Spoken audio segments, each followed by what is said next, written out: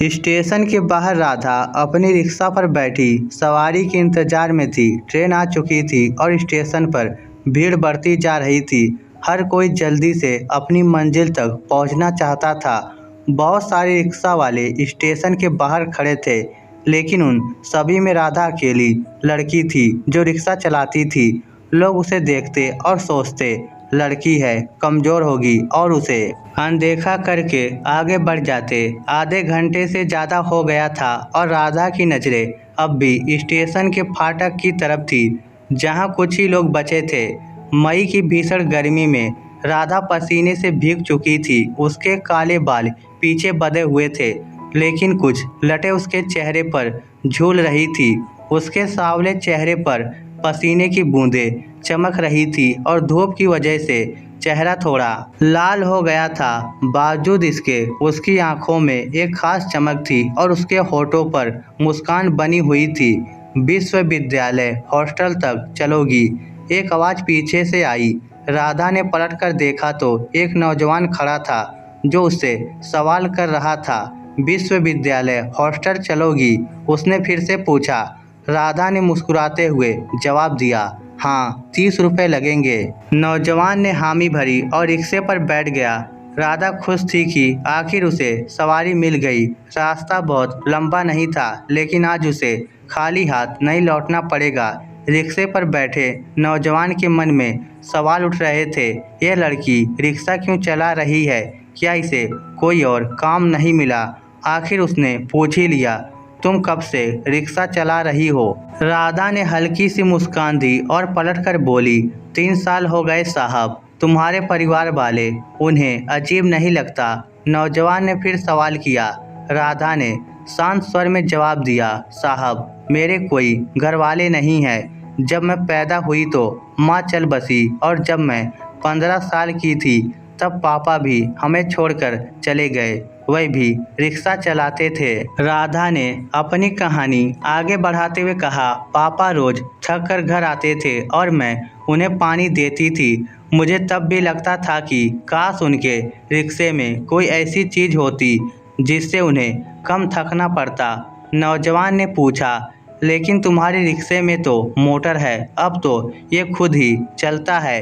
राधा मुस्कुराई और बोली, साहब, पापा के जाने के बाद मैंने पैसे जमा किए और इस रिक्शे में मोटर लगवा दी। ये उनकी आखिरी निशानी है मेरे पास। हर रात जब मैं इसे देखती हूँ तो ऐसा लगता है कि जैसे मैंने उनके थके हुए पैरों को आराम दे दिया हो। रिक्शा विश्वविद्यालय हॉस्टल पहुँच चुका था। नौजवान रिक्शे से उतरा और जेब से पैसे निकालने के लिए हाथ डाला। उसके पास सिर्फ 50 का नोट था।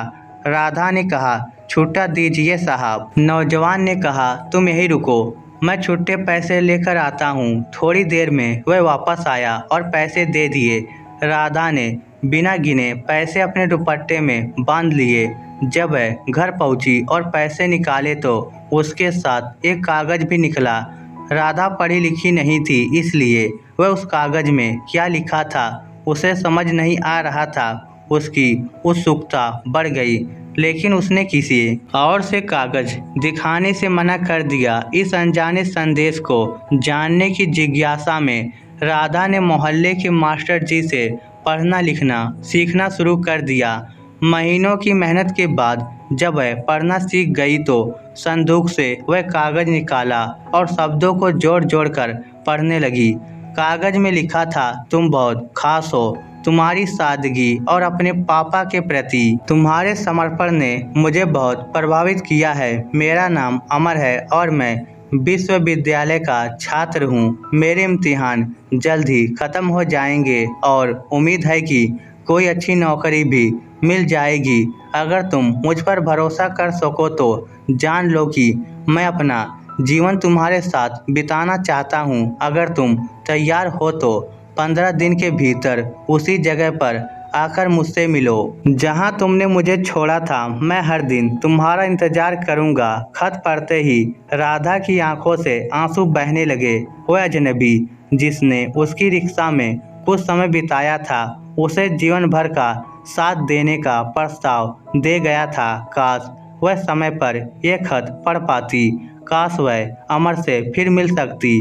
पहली बार राधा ने इतना रोया था। सुबह तक रोते रोते वह फिर से अपनी रिक्शा तैयार करने लगी ताकि वह स्टेशन जाकर सवारियों को उनकी मंजिल तक पहुंचा सके। इस स्टोरी को लेकर आपकी क्या राय है? नीचे कमेंट करके हमें ज़रूर बताइएगा। धन्यवाद।